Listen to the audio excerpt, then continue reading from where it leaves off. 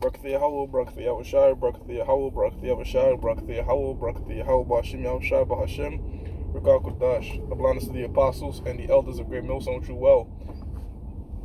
Salutations to the hopeful elect out there, you Akim to Sadakim, that do this thing in the utmost truth and sincerity. I'm the priest Shaman. This week's topic is going to be entitled America to be the New Venezuela. Alright? The inspiration for the show comes from the fact that, as you can see, well, if you've been watching the shows and watching the lessons, beat for beat, these devils have been going to accord what the Spirit has been allowing brothers to bring out. The fact that ultimately that the stock market would shoot the fuck up crazy. It did. It bounced back enormously. The most it ever did since 1933, which is excellent. That's only going to lead to one thing: hyperinflation, which is going to lead to a digital currency, which is what we want. They're already speaking about it. Their lessons to position brothers, man, through the grace and power of Yahweh, shout out to Water for waking us up to that avenue of income and position brothers to make huge profits off that situation, that once in a lifetime situation. So the brothers that did it and got their blessings and are learning about it, excellent. All right. Now back to the topic at hand, that America is going to be the new Venezuela. And why do I say that? Because inflation leads to one thing. Inflation is going to lead to higher interest. The Fed's buying up everything is going to lead to higher interest rates, which is going to lead to lower bond prices. Lower bond prices is going to lead to huge investors try to invest in other things, in other commodities. And normally this is oil and precious metals, such as gold and silver. Right? So the brothers that are holding on to their silver and gold, that's going to be good because, Slakia, I skipped a part. Hyperinflation is going to lead, yes, all right, hyperinflation. Hyperinflation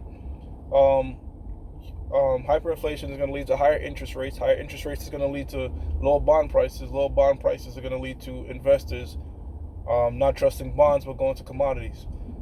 This was the same beat that happened in Venezuela. When heavy sanctions was issued upon Venezuela, their currency had to be hyperinflated. Everything was super expensive because they couldn't import and export things. They were heavy in crude oil. They have one of the largest oil reserves in the world. And guess what happened? The oil price skyrocketed, all right? The precious metal market over there skyrocketed, all right? Because people, at that time, look, when money is overvalued and you have a lot of money, as somebody that's extremely rich, the most thing you want to do is secure your wealth. And if you can't secure your wealth in the currency, then you're going to find other means to secure your wealth in. A lot of people are going to suffer. A lot of people are going to suffer. Because with the power of social media, words travel quickly. People get in pandemics, quote unquote pandemics, people get in riot mode very easily. All right, because whatever the media says, they do beat for beat, and they spread fear, gossip like nothing. So when that hyperinflation hits, you're gonna see a run on gold, a run on silver. This is why most people that's trying to buy silver now can't get it. They only that's why most people are trying to purchase buy silver and gold right now. It's kind of hard to get. Most of these guys are only buying it themselves. They're not necessarily selling it because some of them see what's going to happen. Some of them see what's to come. All right, so that's going to get hyperinflated. Don't be surprised if gas goes up to $100 a barrel. As I've been saying through the Spirit for a long time, when I told brothers to invest in that situation with gas is going to skyrocket because that's what's going to happen in a situation where stuff gets hyperinflated. I can't tell you when this is going to happen. I can only tell you this is going to happen in the near future because this is a part of the hell and tribulation that's going to come upon America. All right, this place is not going to last forever. This dollar is not going to last forever. This fiat currency is not going to last forever, man. And that's for RT if you're watching. Brothers put together that video. RT is watching us. If you're watching, well, there you go. Just know that your system is coming to a end. Now concerning that situation over there in Venezuela, they weren't eating each other. Okay, that was all. That was hype. It wasn't that crazy. They didn't resort to cannibalism. However, it was really bad out there, man. All right, it was really fucking bad out there, and the people that of the lower that created a huge gap between the rich and the poor. Okay, and that's what you see here in America already. You see this destruction of the quote unquote middle class, and a huger and huger gap being hit between the wealthy and the poor. All right, and now they're gonna even try to cut off 1%. So the 1% people out there, look, man, they talking about wealth tax. So even these are you can't the Ecclesiasticus, the 12th chapter, man. Never trust your enemy. These Edomites are willing to turn on the other rich. They're trying to create even a wealth gap between the 1%. They're trying to create a 1% within the 1% by saying, look, if you have a lot of money, we're just gonna tax the hell out of you and take your money. And that's the narrative that they push on the news. Look, man, rich people, if you're rich, it's not wicked to be rich. You know that if you're poor, you're gonna have the poor. Yahweh Shai said that. He said the poor will always be with you. 1 Samuel chapter 2 verse 6. 1 Samuel chapter 2 verse 6 tells us that the Most High killeth, He makes it alive. He also go on to say that He created poor and rich. They try to make it look like if you're rich, you're an evil person. That's not necessarily true, man. All right, because let's take, for example, this devil, Jeff Bezos, right? Amazon guy again. Let's use him as an example. First, having this guy use an example. He came from nothing. He was an entrepreneur. He made it the quote-unquote American way through capitalism. And they like, oh, no, let's tax him. He's fucking rich, and he's just a rich. But look how many fucking jobs he gave you people, man. Look how many jobs. Look how many goods he's providing you with Amazon. The Amazon website. Which, by the way, Amazon, everything that they sell at Amazon, they make no profit from it, And that's a tactic. So the tactic is they make Amazon makes most of its profits through selling domains, I believe. It's through some sort of web trafficking, but in terms of selling products online, they don't make any profits off that. And the reason you do that is you have the cheapest thing on the market. You just you knock out your competitors. If they can't compete with you, you eat the loss. You eat the fact that you're not making any money on selling anything, but you're killing your competitors and you're making monies in other ways. So this guy Bezos is very tactical. By the way, one more thing about that, Jeff Bezos, he's in. This is not something that's publicly traded, but he was ahead of the curve. He knew about Uber before Uber got big and all this type of stuff.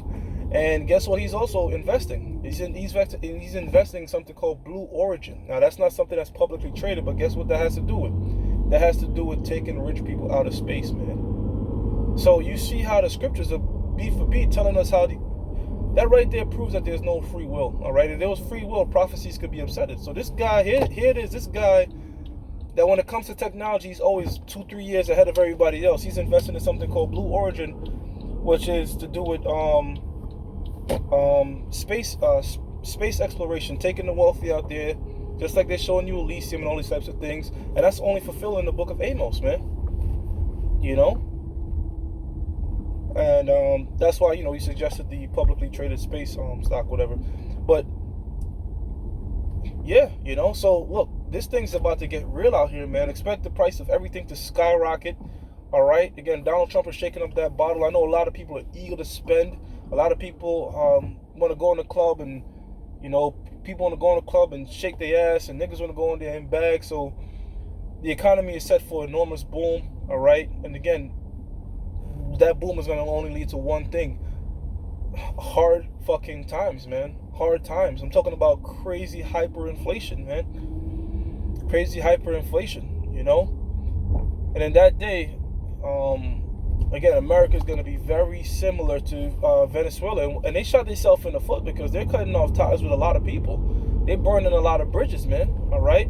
Even though a majority of these nations are in debt their damn self, here it is, you have a currency that is severely a currency that has been severely hyperinflated in the form of the US dollar, but it's still doing the best of all these fiat currencies, man. So what that tells you about all these other countries, all right, that their currencies is due to fall, all fitting again with Bible prophecy. That's how come if you look at Russia, man, Russia is set to really rival the United States. I was wondering why Vladimir Putin was being so diplomatic, because every time Trump is trying to instigate an arms race, Vladimir Putin didn't take the bait. This dude Vladimir Putin is smart, because guess what? Ronald Reagan increased the arms race, and that's what forced Russia to collapse, because they didn't have the money to keep up with the arms race. You know, they couldn't. Basically, when you increase spending and increase social programs, or government-funded programs, so that's what the United States is going to do if they want to increase their military budget, which they signed future contracts with Boeing and Raytheon. So you know that military war aspect is inevitable. That's going to keep going up. They have lobbyists in the White House to constantly be getting money. Another thing, the brothers that invested in that made a shit ton of money. But those companies, those pro-war companies, those Lockheed Martins, those Raytheons, they have contracts that bleed the hell out of government spending, and the government also wants to keep issuing out social welfare programs for these people, man. These welfare people and such like that. That's only going to destroy your economy even more. So that's beautiful. That's beautiful, man. All right, so going back to this guy Vladimir Putin, the guy is no fool, man. The guy is very smart. The guy is somebody that he's someone that learns from history.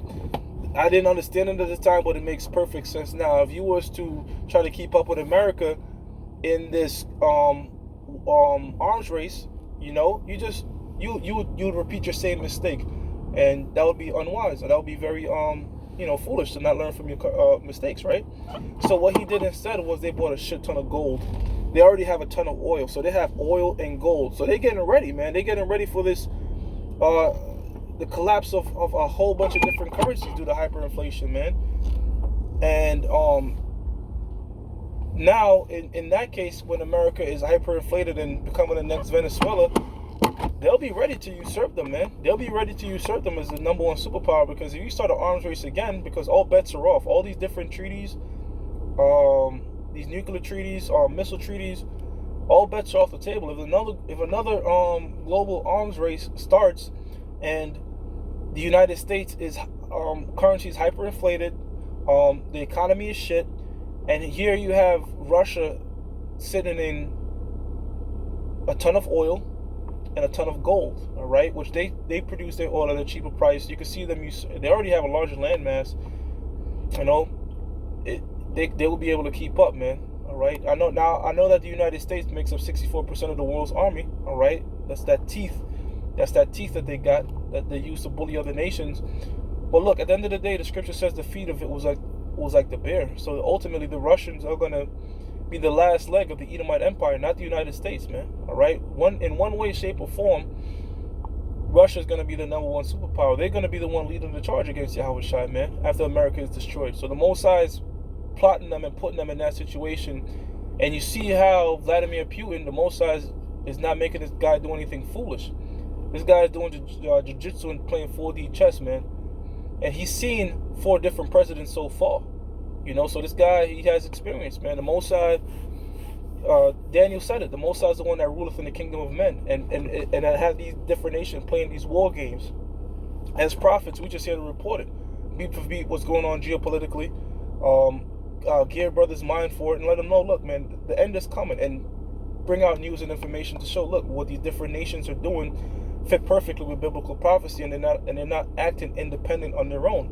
Proverbs the 16th chapter and the first verse. All right, the Mosai is the one that it says the preparation of the heart and the tongue of man is of the Lord. All right, so these are exciting times. You know, these are the brothers that have invested in this truth first and foremost. The apostles, the elders. We're talking about 30+ years, man. The brothers that came in the 2000s, the elders that came in the 2000s and the 90s, 20+ years, the brothers that came in the YouTube era, our salvation is nearer than it seems. So with that, I'm going to give all prayer. And the ones of you coming in, even at the 11th hour, man, consider yourself blessed, all right? That's coming in these days. And the brothers that's going to see the chariots wake up and believe, you're all blessed, man. You're all of the elect, and we all going to get the same penny. So with that, I'm going to give all praises to Yahweh, Ba'Hashem Yahweh Shai, Ba'Hashem Kakodash. That belongs to the apostles and the elders of Great Millstone True Well. Salutations to the hopeful elect out there. You Akim to Sadakim that do this thing in the utmost truth and sincerity. Shalom and stay strong, brothers.